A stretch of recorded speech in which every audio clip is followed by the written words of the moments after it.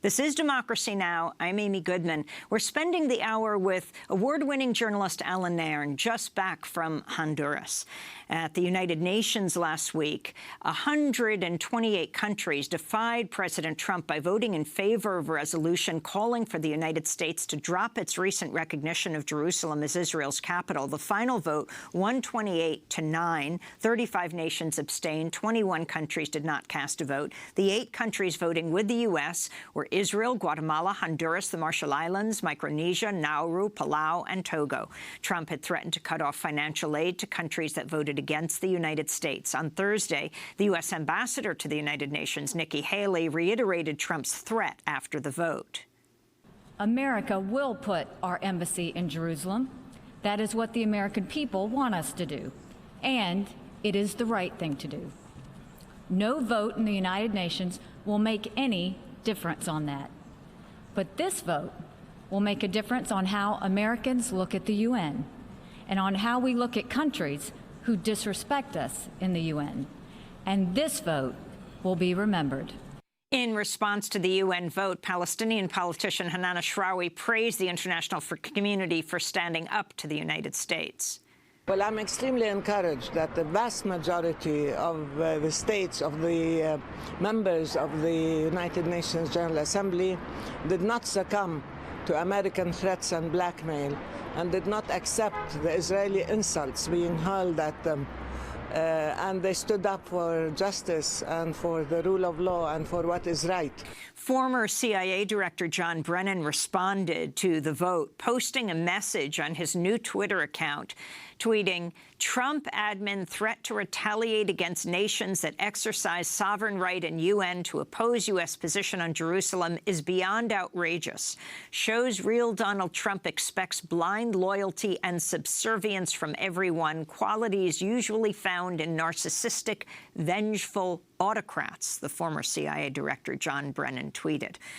Well, as we begin our look back at 2017, we continue our discussion with Allan Nairn, award-winning journalist. Allan, your response to what happened at the United Nations General Assembly, this overwhelming, defiant vote against the U.S.'s recognition of Jerusalem as the capital of Israel, you watching this from Honduras. Well, first, just in terms of what Brennan said, it's kind of rich for Brennan, the former CIA chief, to be talking about Trump violating sovereignty, because when Brennan was running the CIA, and prior to that, when he was a senior CIA officer in Saudi Arabia and the Middle East, he was backing the violation of sovereignty with drone assassinations. Trump has just added the extra element of being open about the fact that the U.S. feels entitled to attack any country. But that's a long-standing bipartisan policy, and Brennan helped to implement it for years. In a sense, he and the other old CIA and Pentagon men are now upset that Trump is blowing the cover and revealing the face of the U.S. To be as crude and ruthless as it actually is. In terms of the Jerusalem vote, the resolution was not as strong as the previous resolutions, and Trump apparently did succeed in frightening a few countries. The numbers who abstained increased to a certain extent, but Trump is just openly throwing in his lot with Israel. He's revealing what was always there, and he's talking about it. The U.S. claimed to be an honest broker between Israel and Palestine for decades, farcically supporting a peace process that was institutionalizing the Israeli occupation and an intensification of military brutality against the Palestinians. And now Trump is just being more open about it. There's a new book coming out from Norman Finkelstein where he documents meticulously the attacks that Israel has been waging specifically against Gaza and how these constitute prosecutable war crimes. And those attacks took place under Democrats, under Republicans, and Trump is just dropping the pretense of neutrality now.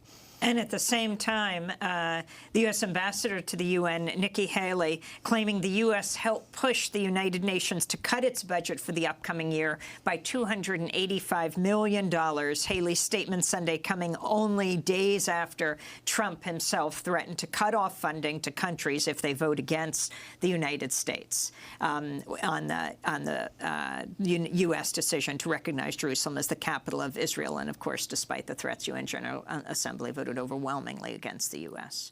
Well, yeah, this is part of a broader shift in the U.S. policy. That this is an innovation by Trump. Much of the rightist revolution that's being implemented in Washington now, with the unprecedented transfer of wealth to the richest, the attack on the environment, on labor unions, on the poorest people, that would have happened under any Republican president. Because during the Obama years, the Republican Party became a radical revolutionary organization. But Trump does add certain unique elements.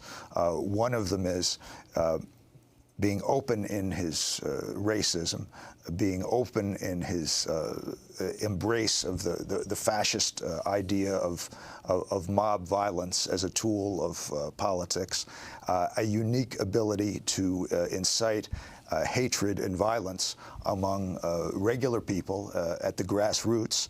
So you see all these stories of school children being attacked as, the other kids are yelling "Trump, Trump," as they're beating kids who are not white, or maybe who they see as Muslim or foreign, and also in encouraging and inciting that kind of behavior among uniformed and armed people in the armed forces, in the local police across the country, in ICE, but on the world foreign policy level, what Trump, carrying out the agenda of a narrow faction of the Republican Party, is doing, is basically trying to eliminate any institutions other than U.S. arms.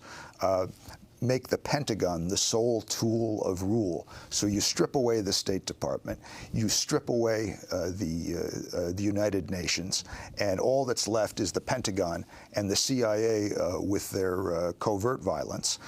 And then in a supporting role, U.S. allies like the European governments, who, with his NATO policy, Trump is pushing to increase their military budgets. It's an approach that has upset a lot of the old establishment foreign policy types, because they recognized that diplomacy, that talk, that pretense, that hypocrisy can be very effective tools of power. But the Trump innovation is to say, no, screw all that stuff. We're going with straight violence, and we're going with covert violence. And any other approach, especially those taken by groups like the UN, which not only represent A, diplomacy, but B, to a certain extent, the will of countries other than the United States and the will of the vast majority of the world's population, those have to be pushed aside. So they actually would like to, if they could, dismantle the UN. So talking about the U.S. policy, putting so much into the Pentagon and also gutting the State Department. Do you think there's a real rift between President Trump and Rex Tillerson, the former, CEO of the largest oil corporation in the world, ExxonMobil, who reportedly will be leaving soon? And the word is, the rumors are, though many don't feel this will happen, that the CIA director, Pompeo, will replace him as Secretary of State. But one of the things he's been doing that he would be in complete accord with Trump is absolutely gutting the State Department. There seems to be some kind of rift, who knows. But in Pompeo, you have someone who is more in accord with Trump's approach. Pompeo is kind of another General Flynn. Flynn, who was briefly National Security Advisor, made his name working under General McChrystal out of Iraq, and also with similar operations in Afghanistan, where they did what they referred to as manhunter missions, assassination missions, where they would go into homes in the middle of the night, killing people with complete impunity, with absolutely no fear of arrest or prosecution under local law or international law. Pompeo is an extension of that approach. This summer, he joked while speaking at the Aspen Institute about the past U.S. operations in Central and South America, which consisted of the support of death squads and military coups, and he seemed to be suggesting that he was in the midst of trying to put together some kind of operation in coordination with Mexico and Colombia to target the government of Venezuela. So Pompeo stylistically would be more in accord with Trump, but Tillerson completely agrees with Trump's project of gutting the State Department and massively increasing the role and the firepower of the Pentagon and the CIA. And Pompeo, whether or not he's named Secretary of State, he is the CIA director, and reportedly almost every day is with the president at the White House briefing him, has become very close to him. Yeah, and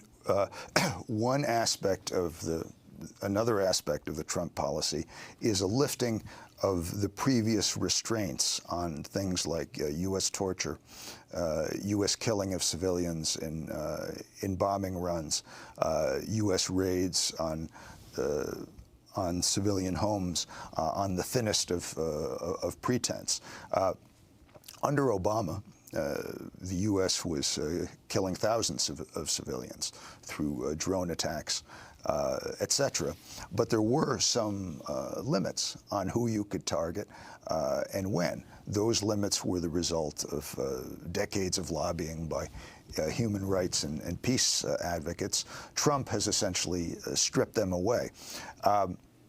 During the last election, a number of people on the left were essentially sold a bill of goods on the idea that Trump would somehow be less warlike than the old establishment represented by Clinton, less aggressive, more, some claimed, isolationist. I mean, that was ridiculous on its face at the time, and as has been proven out, on every front, Trump has increased the deployment of U.S. troops, of CIA covert operatives. He has taken away the minimal restraints that existed on bombing and kidnapping.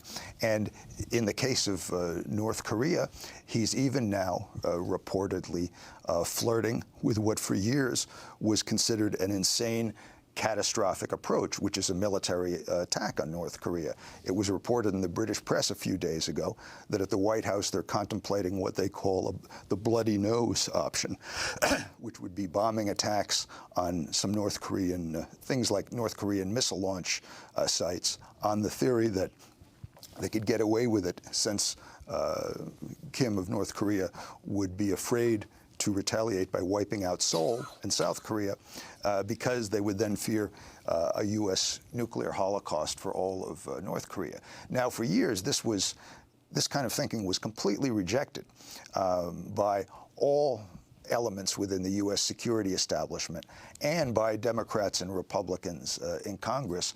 But now under Trump and under General McMaster, who is sometimes touted as a moderate, it's back on the table again.